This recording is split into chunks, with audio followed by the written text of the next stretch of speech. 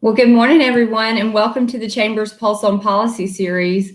Of all the days that I'd love to be out and about, I'm glad we don't have to be on the roads this morning.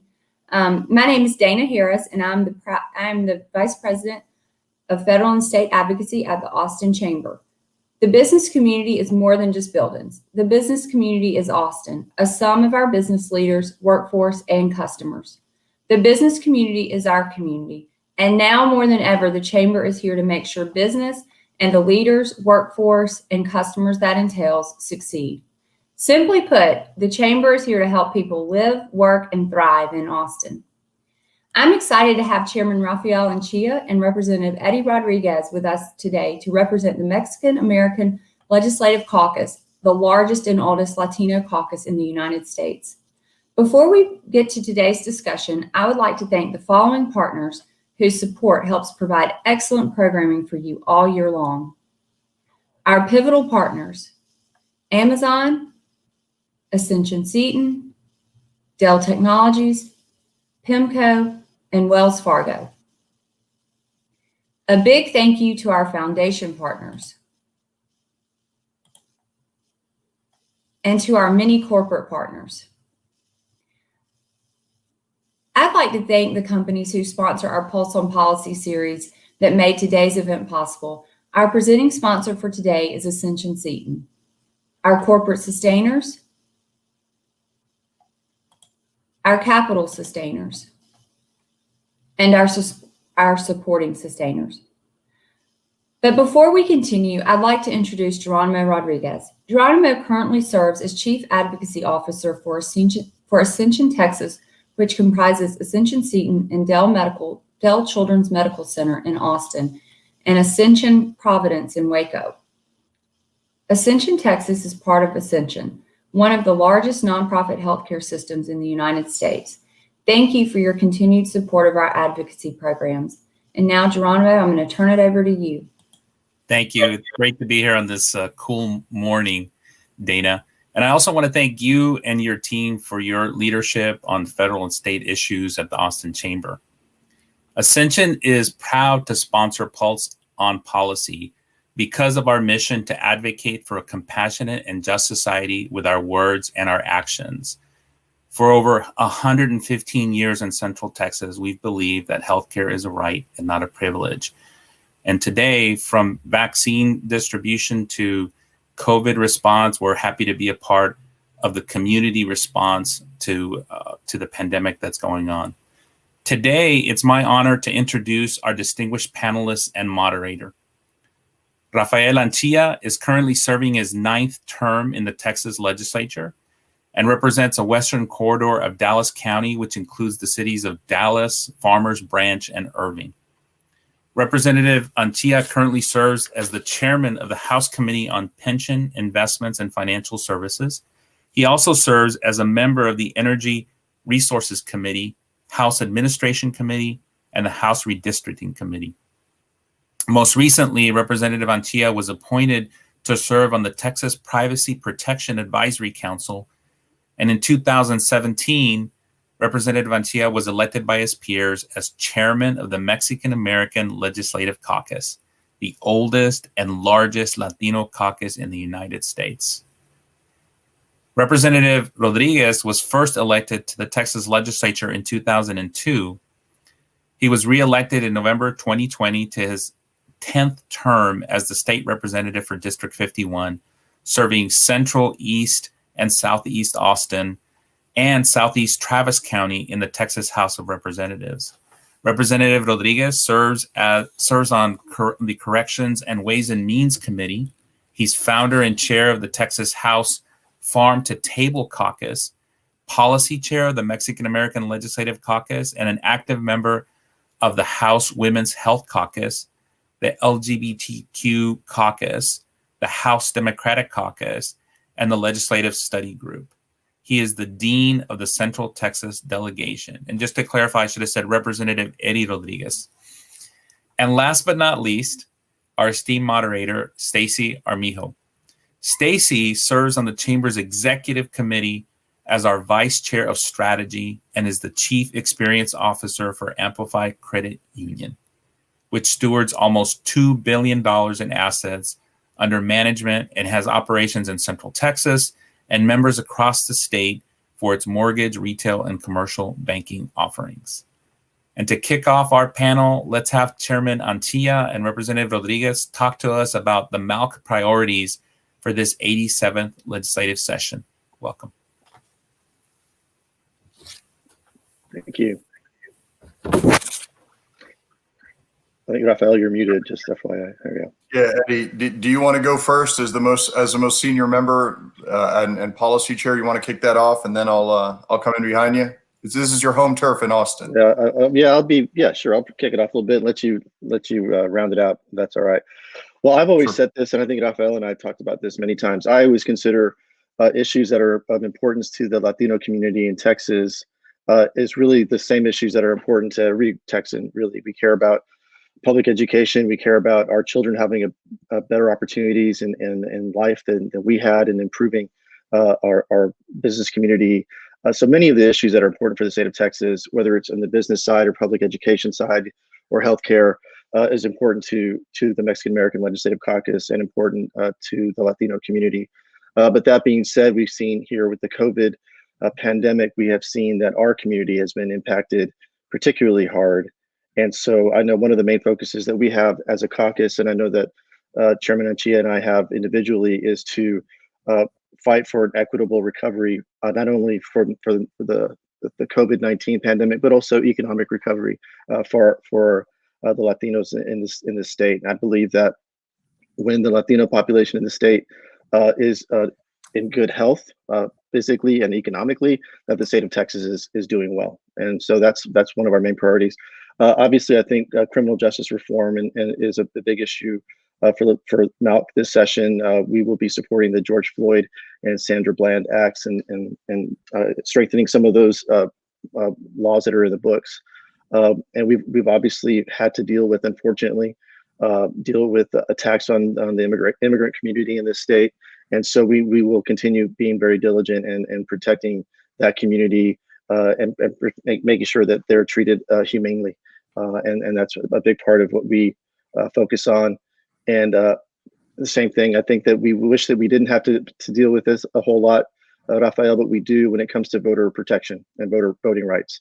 So that's another issue that we do have some bills, I think, that have been filed already that would curtail the rights of not only Latinos, but of Texans to vote. So that'll be a strong focus for us as well.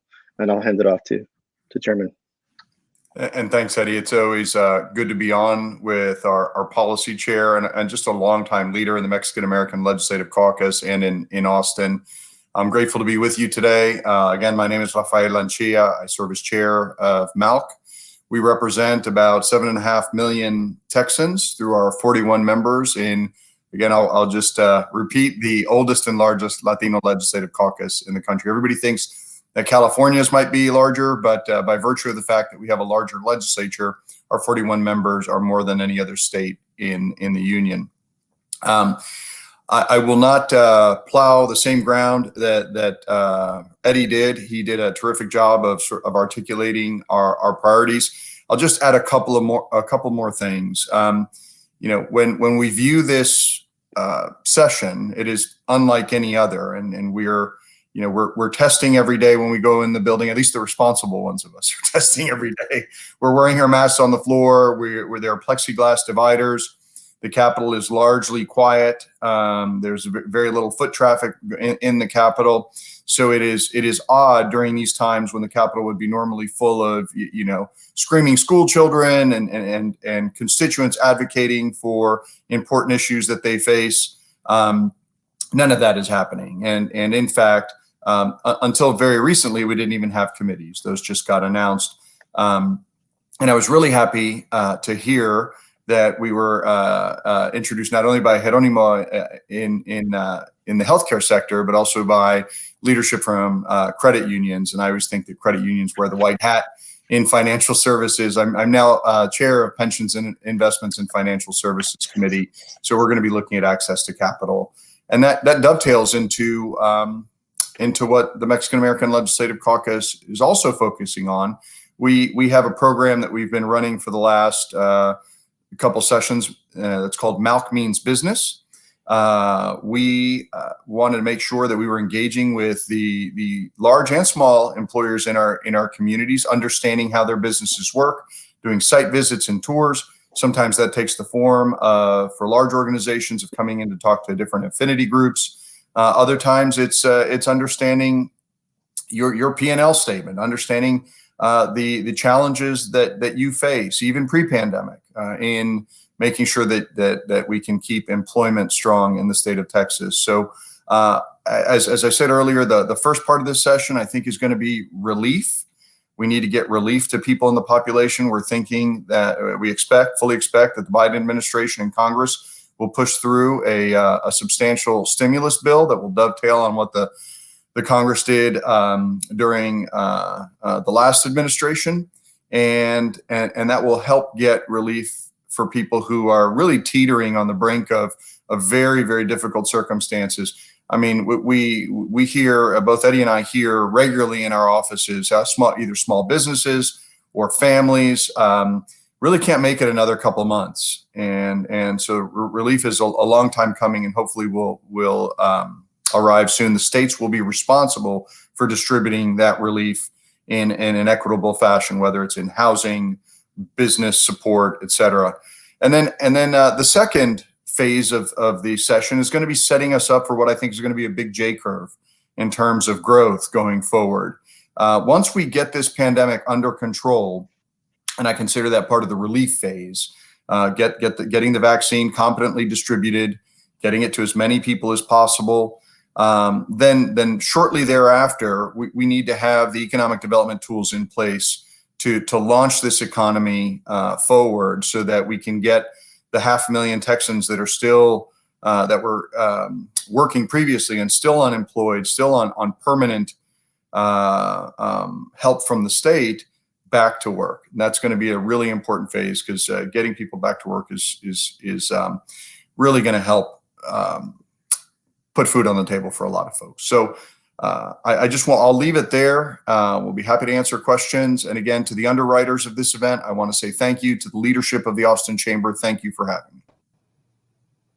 Thank you so much, Chairman Anchía and Representative Rodriguez. It's a thrill to have this conversation. And I have one job today, and that job is to make sure that the people who are following along in our conversation depart today with a greater understanding of the Mexican American Legislative Caucus, what you're seeing in the upcoming session, as well as what we can do as part of the business community to help advance those interests. So I have a couple of questions for you. To the audience out there, I will give you, I will ask a request. If you have thoughts and comments or questions for our panelists, go ahead and drop them in the chat, and I'll weave those into our conversation as we can. One thing I'll tell you is that we have only a short amount of time today, and we have more than enough issues at the Texas legislature that could cover a couple of days, much less an hour. So I'll ask your forgiveness in advance if I'm a little bit selective with some of the questions that might come through. And I'd like to start with one. My question is related to conversations that you both touched on about recovery. As we think about economic recovery for the Latino community in particular, and specifically an equitable recovery. What does it look like as we think about recovery to make sure that that's equitable? One thing at the Austin Chamber that we are always aware of is that the business community is our community. And so there are some who believe there is this business community over here and there is this other community over here, and we are believers these are one and the same. And so equity in terms of access to opportunity and access to economic opportunity specifically is crucial. So I'm curious for your thoughts on what does an equitable recovery look like, and how can the business community help contribute to that? Raphael, you want to start with that? Sure. Thanks, Eddie. So I look at it through the lens of sort of my personal experience first. And you know, I'm the co-founder of a real estate investment firm, and my career was big law before that, and continue to be of counsel at Haynes and Boone. So we have 42 employees at our real estate investment firm, and we to date have been able to forego massive layoffs. Right, we had to let some people go here and there. We're certain business units. We're trailing. We have a hotel portfolio, so as you imagine, the lodging space has been hit really, really hard. So as a result, it's really important when we're talking about the Latino community generally, that we help small businesses like the one I co-founded with just a couple 3 dozen employees or so, get back on their feet. The Triple P program was very, very helpful to small businesses. Regrettably, even for a business like ours, we have a chief financial officer, a big finance section. It was really hard to apply for those Triple P loans. So a lot of Latino small businesses who don't have that big back office were unable to access the program. It was Byzantine in many ways. Rules came online, even after submissions occurred. So we're hopeful that in this relief package, there will be additional and less complex application processes for small businesses, Latino small businesses, and there's a high percentage of entrepreneurs in the Latino community to apply for those relief programs that they were unable to access last time around. For Latino families, a lot of times it's access to credit. There are short of these sometimes very predatory, what we call it in the state level credit access businesses, but are really payday lenders. Short of that, there's precious little short-term credit in the form of bridge loans that families can get to make ends meet. They're oftentimes high risk, high interest rate and APR. So a lot of families are maxed out on their credit cards. And in addition to getting people back to work, we need to get them access to affordable short-term bridge capital. And I think some of that will be cash grants from the federal government, no question. But I think credit unions and other capital providers can play a really important role here. I've been a member of 2 credit unions, both Las Colinas Federal Credit Union and Texas Credit Union. So I'm giving a big plug, Stacy, to credit unions today. Yeah. Because y'all really can, y'all meet people where the rubber meets the road, right? You meet people where they are. And I think it's really important that that we get affordable credit. I mean, the cost of borrowing, it should be very, very low right now, with interest rates essentially on the floor. But that type of credit is not trickling to the Latino community, and families that don't have a lot of assets are having difficulty getting those bridge loans that they need to make it the next 6 months. Absolutely. Yeah, and I think Raphael touched on a lot of this, but I think that if you look at this pandemic and which businesses have been impacted the most, it is small businesses. That's really who has been impacted the most, and particularly hard is minority-owned businesses. So everything, I can only just kind of ditto what Chairman Anchía said on that, what we need to do to help those businesses. But what I'll add to that is that in Austin is, our population is booming. We have businesses like Tesla coming over here. We're all very proud of that. Obviously, the Chamber is proud of that. But I think it's important that we keep an eye on who these companies are going to employ, and are they going to, to the extent they have other ancillary businesses that will be kind of getting some, in Tesla's case, auto parts or whatever, that it is going to be minority-owned businesses that can fill that need and then grow those businesses, because we have an underrepresentation, I believe. And Raphael, correct me if you don't agree with this.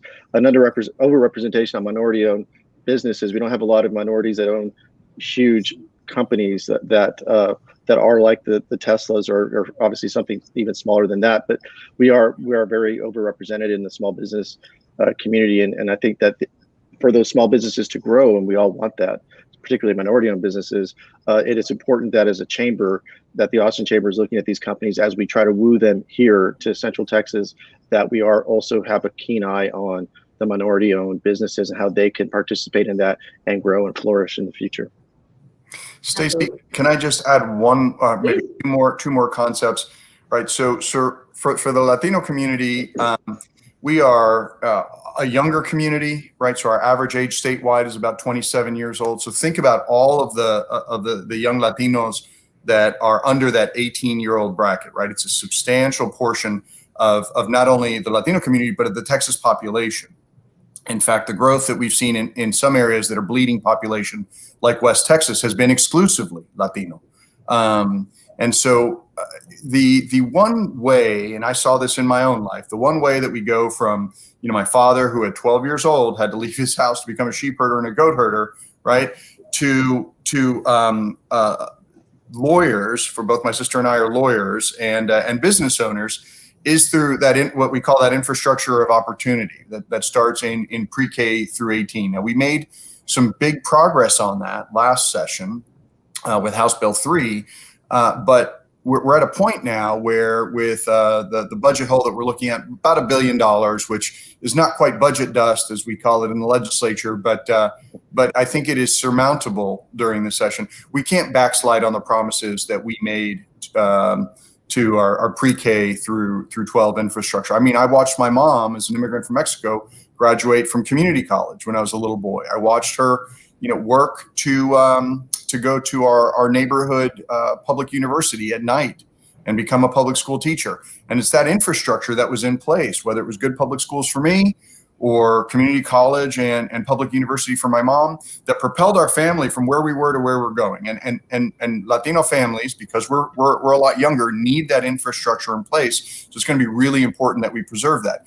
The flip side for businesses is that every CEO I talk to around the state says, hey, their biggest challenge is not tax breaks, it's not fiscal policy, it's people, right? They know that their business are people, and so we need to be able to create that people pipeline to grow our human capital in this state so that the businesses benefit from that.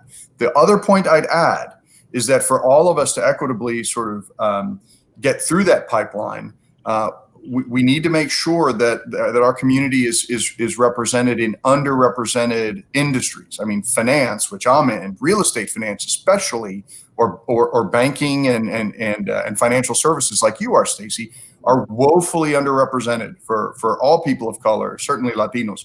And so one of the things that we put in place, and this is something I'd offer to our chamber folks, especially in light of that racial justice reckoning that we're having, our firm had it in place even before that. So we have a thing called the Rooney Rule in place. And I don't know if you're an NFL fan, you'll know what the Rooney Rule is, but that was designed to remedy the situation where you had a cohort of NFL players that was about 90% African Americans, and a cohort of coaches, both head coaches and assistant coaches, that was 90% white.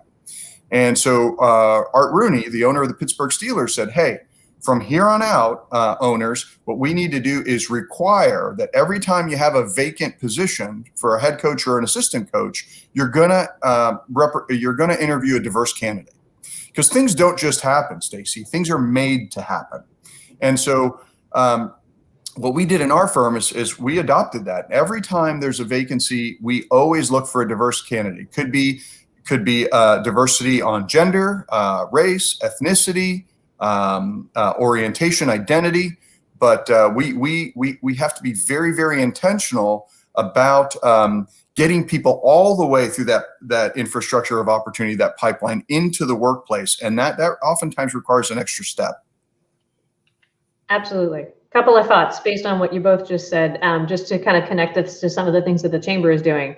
One, it might surprise some folks to know that the Chamber is not just about business. We are heavily active in the realms of education for exactly the reasons you just described. That the workforce can only be available to the employers who are delivering the economic opportunity if we have great education opportunities, both for those who are college bound as well as those who are going straight into the workforce. And so the Chamber is focused on a variety of programs there, as well as through our talent team, because our talent initiatives, because we are hearing exactly what you're hearing, which is that getting more customers is usually the biggest problem of business. That is not today's biggest problem of business. It's getting more employees, and in particular, the employees we need.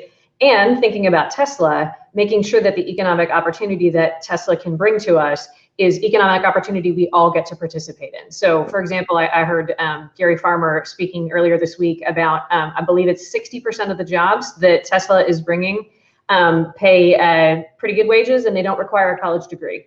So the ability to get people straight into those jobs without having to go through the educational attainment process is something, part of the conversations that the Chamber has with these types of organizations. So as we think about like a Tesla, for example, sitting in Austin, Texas, a tech city, Chairman Anchía, I know you are on, I want to make sure I get it right, the Texas Privacy Protection Advisory Council.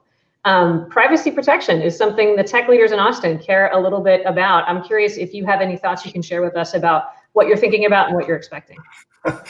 This is such a thorny issue. We came to learn just recently that the Texas Department of Transportation makes about $65 million each year by selling your and my personal data to private companies, which is, in my view, unconscionable. Forget for a moment the data breaches that we've seen in the agencies in the Abbott administration, but which are problematic enough, right? We expect that if our personal data is with the state, it is going to be kept as a sort of a fiduciary.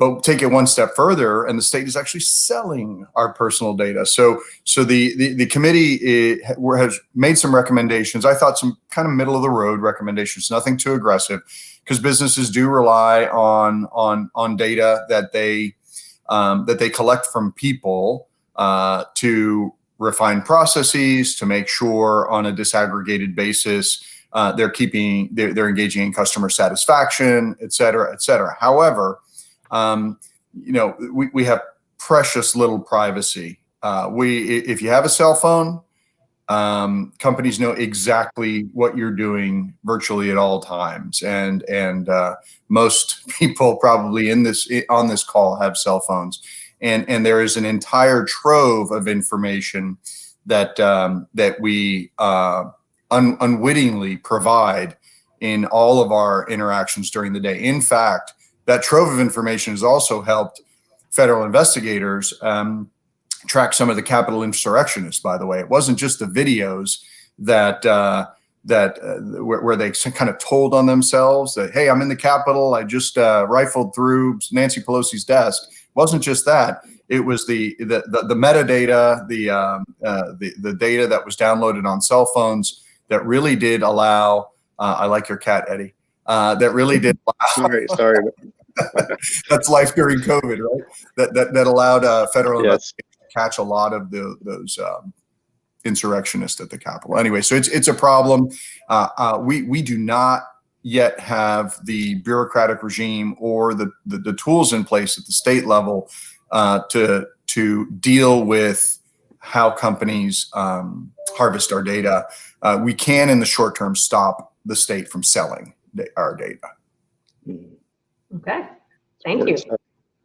Representative Rodriguez, you mentioned criminal justice reform in your opening comments. And another thing that I think a lot of folks might not be aware of is that public safety is a top issue for the Austin Chamber in its various aspects. So I'm just asking you to talk a little bit more about what you're expecting and what you're looking for, and how the business community could be part of that. Well, the business community here in Austin, if we're talking here locally, I think we're going to, we have a kind of, I don't know if it's a unique situation completely, but obviously with the business community, our homelessness issue has caused some folks to consider that to be not only a mental health and a drug problem issue, but also a public safety issue. We're going to probably have to address that. That will be addressed this session, one way or the other. And I believe if it's not official, that's going to be on the ballot in May on the camping ordinance stuff, whether to overturn that ordinance or not. But just yesterday, as a matter of fact, yesterday afternoon, I was at the Palmer Event Center, and there's people may not know this, but there are 2,000 meals a day that are given out to the homeless, and that's through a City of Austin program and some nonprofits that are working on this. And that just reminds me of the humanitarian aspect of that issue, that we really can't lose sight of that when we're talking about public safety and the homelessness issue. These are people, and we cannot have such a hard hearts that we don't want to do something to get them off the streets and get them the help that they need. To a great extent too, I think the city, when it comes to our funding of law enforcement, how that kind of went about this past budget cycle. There may be some ramifications on that this session too, where we're going to be looking at that issue, not specifically just to Austin, but in effect, it might impact us here. But when I talk about criminal justice reform, what I mean is, and I think what the Mexican American Legislative Caucus means by that is that where we are actually making sure that people aren't targeted unfairly, people of color aren't targeted unfairly, and that use of excessive force is that we can limit that as much as to the greatest extent that we can to do that. We know for sure. I think the cat's about to thank you. We know for sure that if you look at our prison system and our jails, they're predominantly men of color, and this is not this is not coincidence, and we have to look at this as a problem that's that runs very deep, and it's going to require us to look at law enforcement in a more progressive way, in a 21st century way. So I think those are the issues that we want to be focusing on as the Mexican American Legislative Caucus, and it's critically important at this time. Outstanding. So speaking of the caucus itself, you've mentioned oldest and largest here in Texas. I'm curious. What sort of precedents does MALC have the opportunity to set for policy across the country? It seems that as being the oldest and the largest, I'm assuming there's a pretty substantial leadership position that can put you in. I'm curious what your vision is for that. So both Eddie and I participate in national fora related to Latino issues. The National Association of Latino Elected Officials, for example, is the largest group that sort of MALC is a constituent group of. I chaired that organization from 2005 to 2009, and that puts people like Eddie and me in front of our colleagues from Rhode Island to California, and it's amazing where you find Latino elected officials nowadays. When I was chair, there were just over 5,000. And that has now increased substantially, and you find Latinos in the U.S. Senate now, governorships, et cetera. So it's a really exciting time. It allows us to share ideas and experiences on policy, best practices, and discuss different approaches. So I know, like on energy policy, for example, when I go to California, and talk to them about kind of progressive energy policy in Texas, they look at me like I have a third eye, right? That's so geography, in addition to ethnicity, makes a big difference. And then there are other peculiarities. Latino is what we call a pan-ethnic term, and pan-ethnic terms are by definition flawed, right? While there may be commonalities among a Puerto Rican, Cuban, and in my case, half Spanish, half Mexican, or Mexican American in the case of Eddie, lawmaker, a lot of times there are country of origin differences, there are personal experience differences. As the son of immigrants, I have a very different experience than Ana Hernandez, one of our officers in the Mexican American Legislative Caucus, who was undocumented when she came over. So there's this sort of panoply of experience that we get to understand, even within the Latino community. It is, and this is a hackneyed term, it is not a monolith, right? We heard that over and over and over again after the results of the election. And that is true. I will further add, and something I haven't noted previously, we're a bipartisan caucus. During my service, we've had up to 5 Latino Republicans in the legislature. We're at 1 right now, and I think it's just a byproduct of kind of the Trump narrative about Latinos in 2016 that caused a ebbing of that number in our caucus. I mean, that I think was problematic for many of the Latino Republican members that both Eddie and I got to serve with, and so. We learn from each other across geographies. We learn each other nationally. And we also have a lot to offer. So, when you have a Latino elected official in Wisconsin, or someone who was a U.S. citizen, who was born a U.S. citizen in the Bronx, maybe of Puerto Rican descent, that they're not going to have the same view into the bilateral relationship with Mexico and sharing a massive border down here in Texas. So there are opportunities for us to raise consciousness outside of Texas to help inform the debate on immigration, sort of in the image of Texas, because we have a lot to lose or a lot to gain from getting this wrong or right. And so because we have a lot of border lawmakers, because we know that there are more Latinos in North Texas than there are in South Texas, we have a lot to add to that discussion on issues like immigration. And if I can dovetail on that a little bit, Raphael, well said, but I'll say that we are, as a caucus, uniquely positioned because we are the largest caucus, and our economy, the Texas economy, where we are right now, is exploding. I mean, I think Texas is going to, at some point, maybe sooner than later, surpass even California in our economic prowess and our stoutness here in the country and globally. And the fact that we do share that border with Mexico, and there is a lot of trade there, puts us in a really unique position as a caucus to be involved in NALEO and other organizations around the country to give our perspective. And we can, kind of flex our muscle, I guess, for lack of a better way of saying it. This is our experience here, and hopefully MALC will become even bigger and bigger. We elect more Latinos to the Texas House and the Senate. That we become kind of, when MALC means business, it really does mean business, because we are not only the largest population, but we actually are, our businesses are growing, and that we're contributing as a Latino population generally to our economy in such great numbers that it puts the caucus in a really good position. So now is I'm really proud to be a part of this caucus now. More than ever, because I see the potential of our influence. And Stacey, one last thing. We often talk about the Texas Miracle as being, or at least the proponents of that narrative say, well, it's really about, low taxes, right to work state, tort reform. You hear that over and over again. I'm not suggesting I agree with that.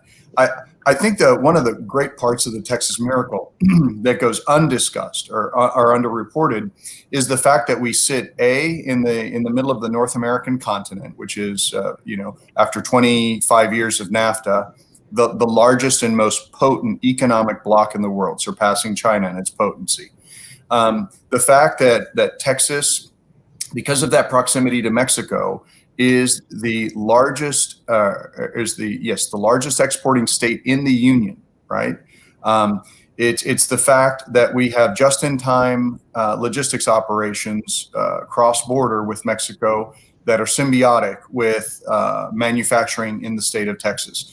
It's the fact that we're now the 9th largest economy in the world, ahead of Russia's, Australia's, South Korea's, and finally, it's the fact that our border with Mexico has been historically important, right? I know you all are in Austin. People fail to recognize that Stephen F. Austin was a Mexican citizen, right? He left Tennessee, renounced his U.S. citizenship, became a Mexican citizen, served in the legislature of the Mexican state of Coahuila y Texas.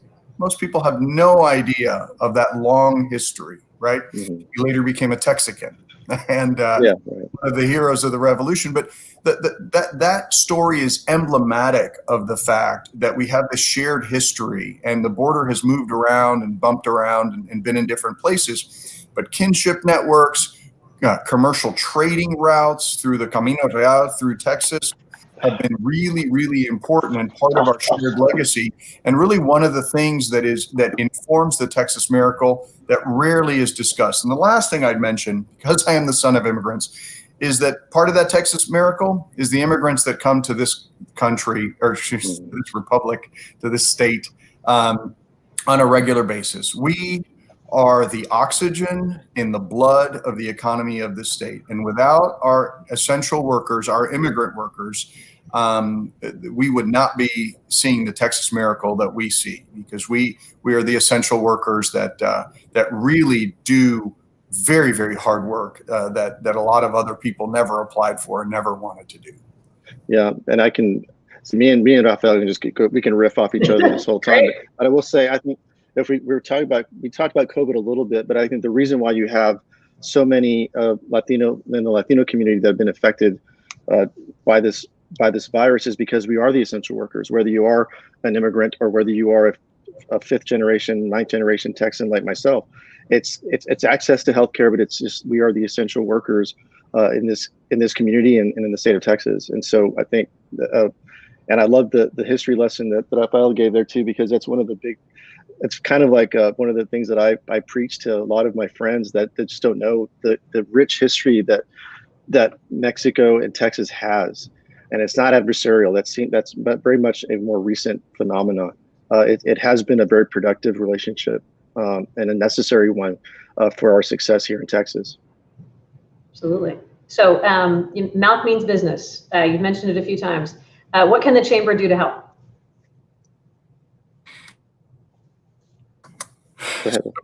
You know, I want to say it's not a one-way relationship, right? It's not you just bringing in legislators and feeling good about having invited us.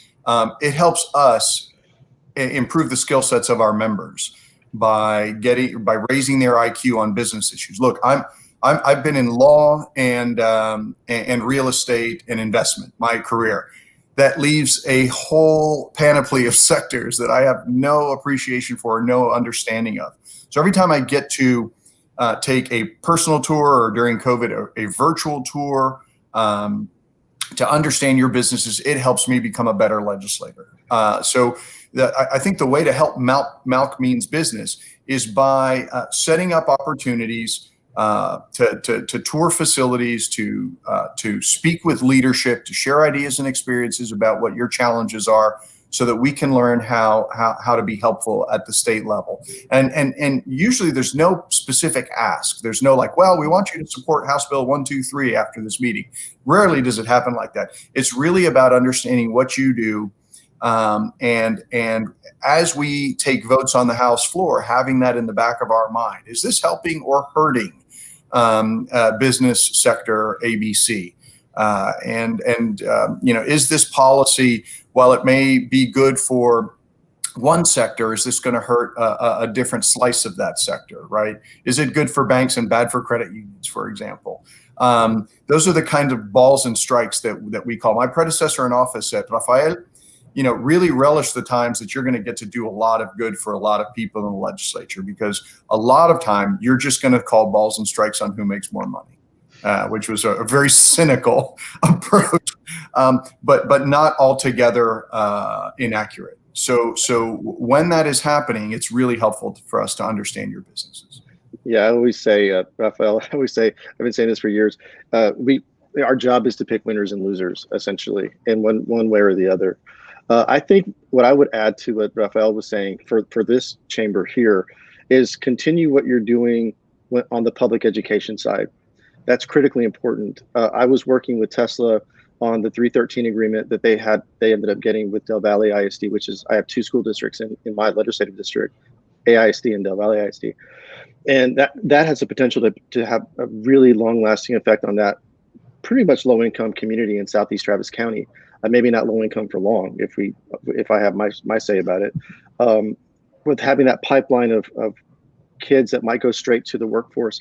Now, I'm a strong proponent. I passed legislation that really increased the number of early college high schools in the state of Texas, and that's one of the things when I'm finished with this part of my life that I'm going to look back very proudly on, because I think that will have a legacy of having a lot of young people, mainly in our public school systems around the state, are predominantly kids of color.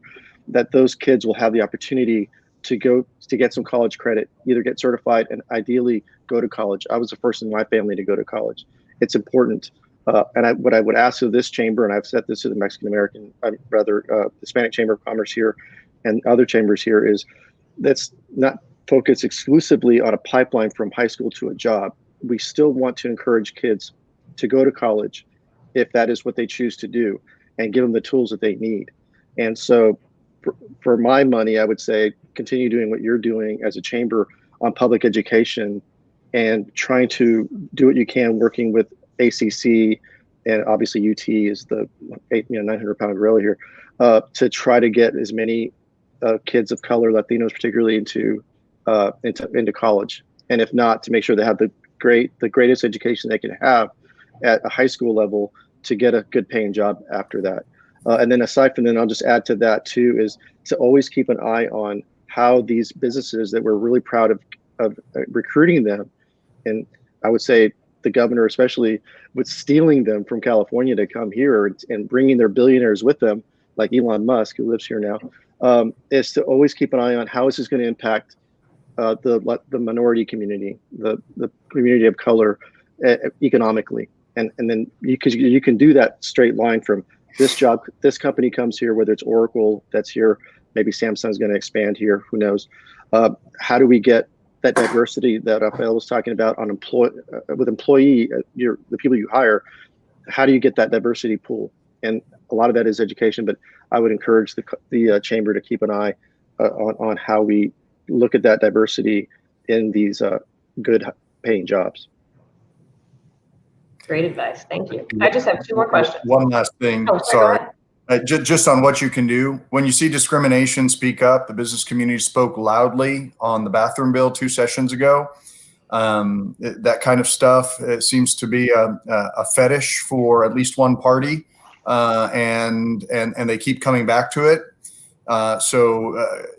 When you, whether it's the LGBT community or the Latino community, when you see stuff like that, and when MALC raises the alarm on, hey, this is a really nasty papers, please bill, or this is nasty language that's going to create hatred against our community that manifests itself in the shooting, things like the shooting in El Paso that targeted Latinos, really need to be there. So I know hatred is not a value that any Austin chamber member subscribes to, and just make sure you keep that business coalition that works so effectively together on the bathroom bill and keep it together, because we're going to need it. That won't be the last example of when people try to scapegoat a group to hide their political failures and to try to seek some political gain.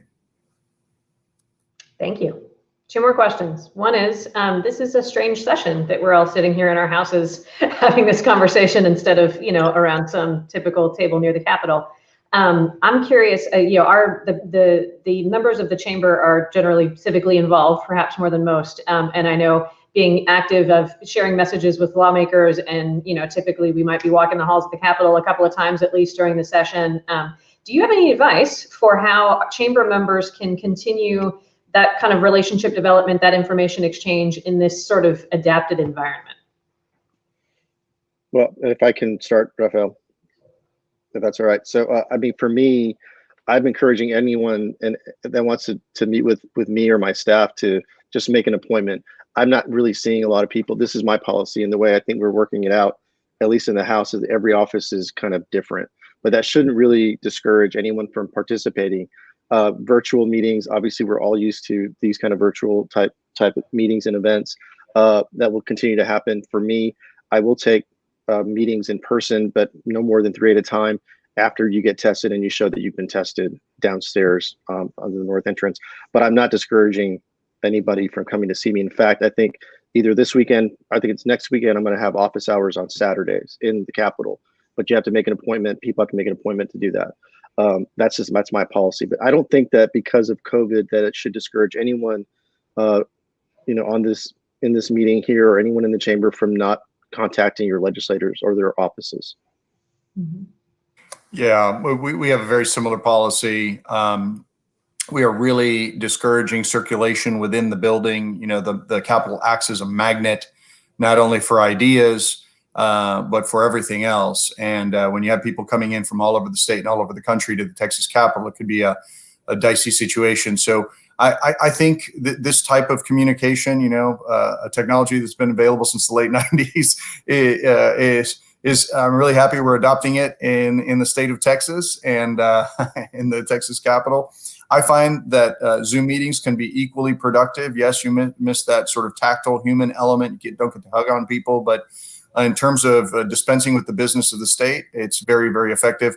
I take Zoom meetings in 15 to 20-minute increments, and I'm jammed up on Zoom virtually all day for either my business or for my legislative duties. And I think this is the best way to do it and the way to do it until we get this virus under control. Makes sense. And one logistical question is, as organizations are planning engagement, do you know when the committees are going to start meeting?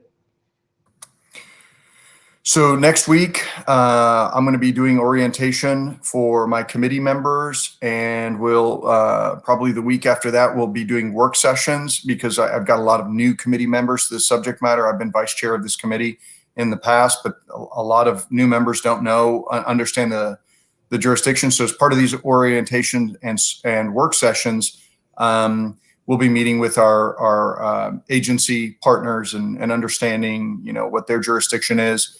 And then we'll probably be hearing bills the week after that. So we're probably, 2 to 3 weeks out from hearing bills, and we'll be kind of getting everybody on the same page beforehand. Great. All right, one more question, and then I think we're going to wrap. My last question for you is, what questions should we have asked you? What didn't we ask you that we should have, that you think our members of the Austin business community need to know about? It's a real zinger. This is zinger. Did we ask it all? I mean, are we that good? No, I guess I'll chime in real quick, Raphael. I mean, I guess what are this particular session, what is probably one of the top maybe 2 or 3 most important issues for the Latino community. And maybe you did ask that. It was peppered throughout the hour, but that would be the only thing. And to that, I'll answer that question and say that I think, and for Raphael, this is sound like a broken record, but I think broadband access and adoption is critically important for all Texans really, but for minority communities and the Latino community in particular, because with COVID, what we have seen is if you don't have this access to all of this, you can't take your kids, virtually take your kids to see the doctor. My daughter just saw her doctor yesterday, virtually. You can't work from home. You can't go to school, right, these days from home. And I think that if I'm going to handicap all this, I think that there's going to be some form of virtual learning at the public school level from now on. I don't know what that's going to look like, but I think that'll be an option that will be provided for parents in the future. So access to the internet, affordable access to affordable internet is really important. And I think for me, that's one of the main issues I want to focus on this session. Stacey, the last thing I would add is redistricting. Redistricting is super important to the Mexican American Legislative Caucus because in the past decade, in fact, 3 federal courts found 10 times discrimination against the Latino community in the way we draw maps and the strict photo ID regime that we had in this state. And the Mexican American Legislative Caucus had to sue in order to get those findings from the legislature and cause the legislature to have to redraw maps. Just to put it in context, the census results at the state level were supposed to be released on December 31st. That slipped to January 9th. That slipped to March 6th. Now, statewide census data is supposed to be released in mid to late April. Once that happens, we can't redistrict with that data. We have to wait until we get the disaggregated block level data. And that will likely not happen until after the legislative session. And we cannot, per the Constitution, we cannot draw state House and state Senate districts in a session other than a regularly called session.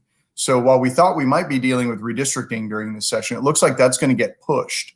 Now we can do congressional redistricting. If you're listening, Lloyd Doggett, we can do that this summer. So I'm sure Lloyd, as a former member of the legislature, will be visiting us regularly, and we can also do State Board of Education redistricting during the summer. So many legislators will have canceled their summer plans to do some level of redistricting. Although whether we get to do state House and state Senate districts is really an open question, one that will likely be litigated. We believe that the state constitution prohibits it, and that will probably have to be in court, having a court draw those maps. The last thing I would mention is for the Latino community, the growth in this state has been fueled by the Latino community. 2/3 of all the growth from 2000 to 2010 was Latino. 80% of the state's growth was African American and Latino, just to put it in context. Yet when we drew lines, the Latino community was unable to elect people of their choice in 4 different districts. In other words, we went backwards, despite the fact that all the growth was fueled by the Latino community, or 2/3 of it, I should say. So something to watch, where we always have to be in court on redistricting. We're always on the menu, basically, when we draw lines. And until we get an independent redistricting commission that removes, self-interested politicians from choosing their constituents, and once again allow constituents to choose their politicians, I figure litigation will have to, and federal courts will be drawing lines long into this decade. Thank you both so much. I have greatly enjoyed this conversation. I hope you guys have. I've learned a lot. Really grateful for you being here, and I believe I'm handing it back to Dana at this point. Thank you, Stacy. Yes. Wow. What a great conversation this morning. Thank you, Representative Rodriguez and Chairman Anchía. We really enjoyed you being here. And we enjoyed seeing Representative Rodriguez's cats. What a great week for them to make an appearance.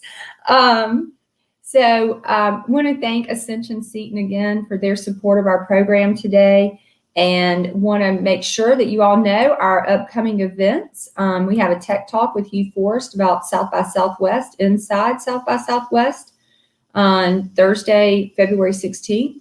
And then on Wednesday, February 24th, we have Sharing Your Giving Story in the Digital Age. And then on Friday, March 12th, we're going to be hosting another Inside the Capitol event. And that day we'll have the Black American Legislative Caucus. So thank you all. I hope you stay safe and warm this weekend, and we'll see you soon.